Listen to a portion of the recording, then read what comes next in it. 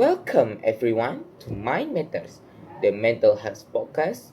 And I'm your host for today. My name is AJ, and today we are diving into incredibly important timely topic: the challenges students face today in maintaining their mental health. More specifically, we are going to tackle three major issues: their mental health problem, academic pressure, and unfavorable school experience. Each of these challenges affects students in unique and profound ways, and it's crucial to have an open dialogue on how we can address them and find solutions. So, I'm excited today to be joined by two amazing guests today. Each bring a wealth of experience and insight of discussion. First, we have Teacher Aina, a seasoned school physiologist who spent over a decade working with high school and college students. Thank you for being here, Dr. Aina. Oh, sorry. Thank you for being here, Teacher Aina. Thanks for having me. I'm really looking forward to this conversation. These issues are something I encounter daily in my work, so I'm eager to share my perspective and discuss how we can better support our students. It's great to have you. So, our second guest is Dr. Fariha, an educational consultant who works with schools across the country to improve student well-being and foster supportive learning environment. Welcome, Dr. Fariha. Thank you so much for having me. I think this conversation is incredibly relevant right now as we're seeing more and more students struggling under the weight of multiple pressures. I'm really excited to dive into these topics. Fantastic. So, let's start by talking about the first major challenge: mental health issue among students. We know that this is an epidemic that's been growing for years. In fact, the World Health Organization estimates that 1 in 5 adolescents probably suffer from some form of mental health disorder, and yet most of these young people don't receive the help from the help that they need. Sorry. Depression and anxiety are two of the most common disorders affecting young people, and suicide is now the second leading cause of death among 15 to 29 years old of them. Those are some frightening statistics. So, to China, in your experience, why do you think mental health issues have become prevalent among students? It's a combination of factors. As you mentioned, anxiety and depressions are the two big ones, and they have been on the rise for several years. A lot of it has to do with the amount of stress and pressure that students are under, not just academically, but socially as well. Social media is a big player here. We have data showing that heavy social media use is associated with higher levels of anxiety, depressions, and feelings of loneliness, especially among teenagers. They are constantly comparing themselves to others, feeling inadequate or feeling like they are missing out. Another big factor is the ongoing impact of global issues. The COVID-19 pandemic, for instance, has had a lasting effect on students' mental health. Many students were isolated for long periods, experienced disruptions in their education, and were exposed to the new levels of uncertainty and stress. It's created a perfect storm where mental health issues can easily take root and grow. Absolutely. You mentioned that social media, that is a topic I would like to dig into a bit more.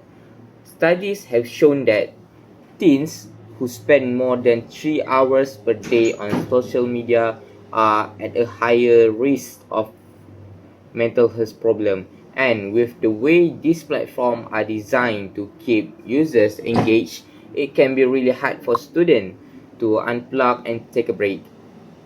So, Dr. Farha, How do you think we can help students manage their relationship with the social media and reduce its negative impact on their mental health? Hmm, that's a really tough challenge because social media is so deeply integrated into students' lives right now. It's not just about connecting with friends, it's where they get their news, where they express themselves, and where they seek the validation. So, telling students to just stop using social media altogether is not realistic. So, what I think school and parents can do is help students to build healthy habits around social media. This means encouraging students to be mindful of how much time they spend on online, to curate their feeds so they are following accounts that make them feel good about themselves, and to take regular breaks. Huh. Digital literacy programs are also a must. We need to teach students how to navigate online world in a way that protects their mental health. I will add that fostering a culture of self-compassion is key here. A lot of the anxiety and depression that comes from social media is rooted in comparison. Students see these perfect lives and feel like they don't measure up, which fuels feelings of inadequacy. Schools and parents need to actively work on helping students develop a strong sense of self-worth that isn't tied to external validation. When students are confident in who they are less likely to fall into the trap of comparison. Those are great point. It sounds like part of the solution is helping students build resilience and self-awareness. So let's transition now to the second major issues, the academic pressure. We know that students today are under immense pressure to perform well academically, whether it's to get into good college, secure scholarship, or simply meet parental expectation. A recent study from American Physiological Association found that 83% of teens into schools as a major source of stress, and only 27 of them say that they experience extreme stress during school year. So, Dr. Fariha, how do you see this pressure manifest in students, and what can be done to alleviate some of it? Academic pressure is a huge issue, and it's something that's really ramped up over the past few decades.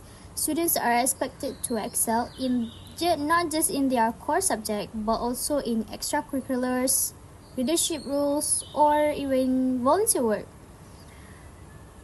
The race to get into university has become incredibly competitive, and students feels like they have to be perfect in every aspect of their lives just to succeed. One thing I've noticed is that students are often compare their self-worth with their academic academic performance. If they get a bad grade, they feel like that was a failure, and that can have a major impact on their mental health. We've seen an increase in perfectionism among students where anything less than A feels like a disaster. This mindset can lead to burnout, anxiety, or even depression. So, to reduce some of this pressure, I think schools need to adopt a more holistic approach to education. We should be focusing on developing the whole students, not just their academic abilities. This means to include more social and emotional learning, which is built into the curriculum, where students are taught skills like emotional regulation and stress management. It is also important to encourage a growth mindset where students understand that failure is a part of learning and their worth is not defined by grade or test score. I completely agree. I would also add that schools need to provide more support systems for students who are struggling academically. Right now, the focus is often on pushing students to excel, but there's not enough emphasis on helping them manage the stress that comes with that.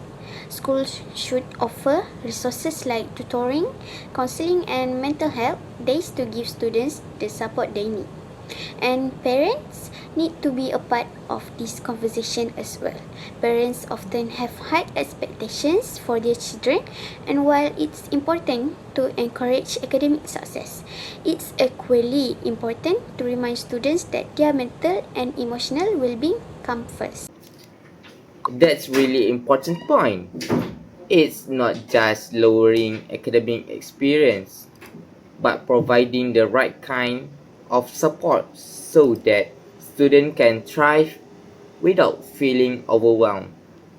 Dr. Fariha, you mentioned that earlier that some schools are rethinking their approach to grading and assessment, and you talk a bit more what that might look like and how it could reduce academic pressure. Definitely. One of the big changes we are seeing in some progressive schools is move away from the traditional grading systems. Instead of focusing completely on letter grades, these schools are carrying out a project-based learning where students are value on their understanding and application of concepts over the time. It shifts the focus from getting the right answer to understanding the process, which can reduce a lot of anxiety that comes with the high stakes testing.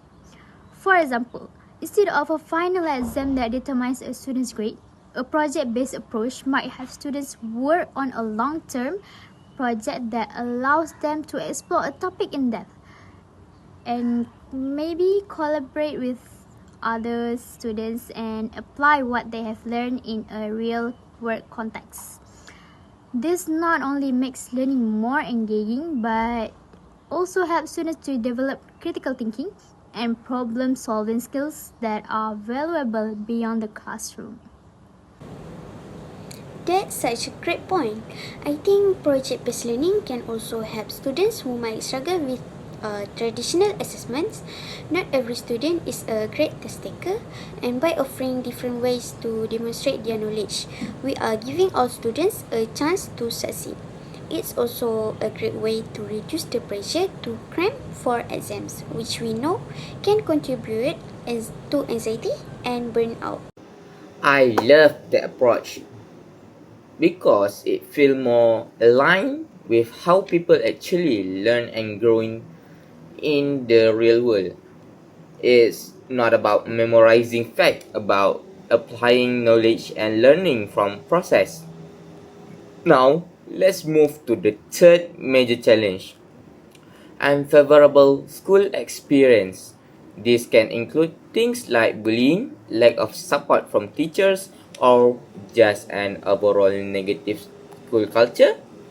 According to the National Center of Educational Statistics, about 20% of students report being bullied during the school year, and that number is likely higher when you consider the prevalence of cyberbullying.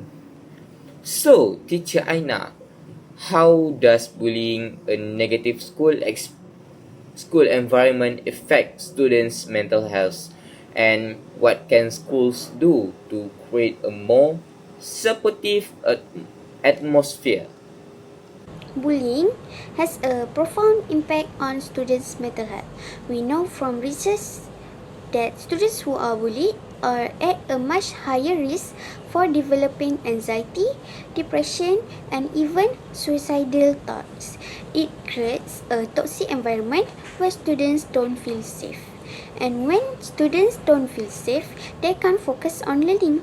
Cyberbullying has made this issue even more pervasive because it follows students home. They are no longer safe from bullying when the school days ends, and that constant exposure can really wear down a student's mental health and emotional. Schools need to take a proactive approach to addressing bullying.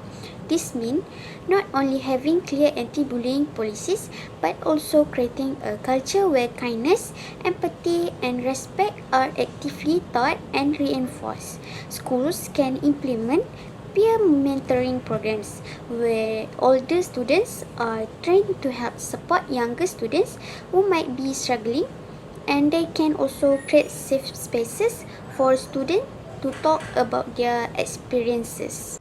I completely agree. One thing I've seen work really well in school is the use of restorative justice practice. Instead of simply punishing the students who bully others, restorative justice focuses on repairing the harm that has been done. It encourages students to take responsibility for their actions and understand how they have affected other students and also redeem their mistakes. So this approach can help them to build a stronger, more empathetic school community and reduce the possibility of repeating the offenses. Restorative justice sounds like a really powerful tool for changing school culture, and I imagine that students feel more connected to their peers and teachers. They are less likely to engage in bullying behavior in the first place. So, how can teachers and school administrators play a role in fostering that sense of connection? It really comes down to relationship. When students feel like their teacher care about them as individuals, they are more likely to feel engaged and supported in the school environment. Teachers should take time to get to know their students, not just academically but personally. Simple things like greeting students at the door, checking with them regularly, and offering praise and also encouragement can go a long way in making students feel valued. And also, school can also offer professional development for teachers on how to create inclusive and supportive classroom. This includes training on trauma-informed teaching, which help educators to understand the impact of trauma on students' behavior or learning, and gives them the tools to respond in a way that are compassionate and effective. I would add that schools should also provide more mental health resources. Right now, the ratio of school psychologists to students is far too high. Often one psychologist for every 1,400 students, when the recommended ratio is 1 to 500. This makes it incredibly difficult for students to access the help they need. Schools should be hiring more mental health professionals and creating spaces where students can go to decompress and seek support. It sounds like multifaceted approach is needed. One that involves teachers, administrators, parents, and students themselves working together to create a more supportive environment. We covered a lot for today, and it's clear that students are facing some pretty significant challenges when it comes to their mental health, academic pressure, and school experience. But we are also talk about some great solution from social emotional learning to project-based learning and restorative justice practice. Before we wrap up, I would like to hear from each of you what what is one takeaway or piece of advice you like to schools and parents to help them support students better. My takeaway would be that prevention is key. We need to stop waiting until students are in crisis to offer help. Schools should be integrating mental health education into the curriculum, providing regular check-ins with students, and offering resources like counseling and peer support programs from the start. When we take a proactive approach to mental health, we can prevent a lot of these issues from escalating. I would say my biggest piece of advice is to remember that students are more than their grades. We need to shift focus from academic achievement to holistic development. This means encouraging creativity, emotional intelligence, and social skills alongside the academics. When students feel valued and loved for who they are as individuals, they are more likely to thrive in all areas of their lives. Those are both excellent takeaway. Thank you, both of you, so much for being here today and for sharing such valuable insight. I think our listener will walk away with a lot of thing about land, about and hopefully some concrete steps they can take to support the students in their life. And to our listeners, thank you for turning into Mind Matters Mental Health Podcast. Don't forget to subscribe. See you next time. Bye.